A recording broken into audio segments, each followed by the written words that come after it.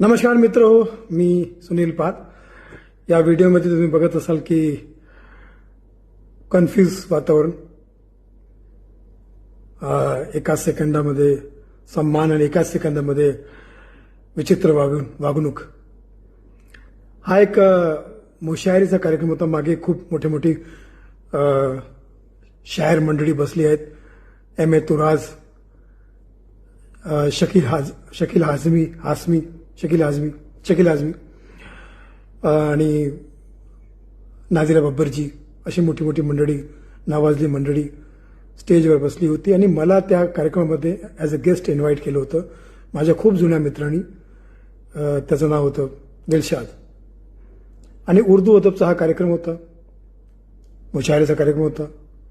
मी सुद्धा त्या सदरा वगैरे घालून एकदम उर्दू स्टाईलिश त्या स्टेजवर गेलो होतो. त्यांनी मला स्टेजवर बोलवलं, सन्मान केला. आणि आपल्याला माहीत असे की आपण आपल्या उर्दू अदबमध्ये अर्ज करते हैं शुक्रिया या शब्दाला किती मान आहे.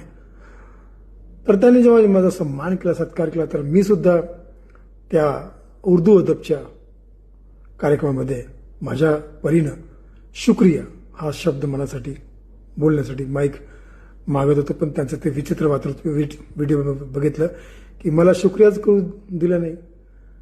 बरं, शुक्रिया न करत मी जर त्या उर्दू अदबच्या कार्यक्रमामध्ये निघून गेलो असतो तर लोकांनी काय म्हणलं असतं की किती माजरोडा माणूस आहे, याला सत्कार केला, याचा सन्मान केला, हा शुक्रिया, त्याचा एक थँक्स, त्याचा एक शब्द सुद्धा नाही बोलला.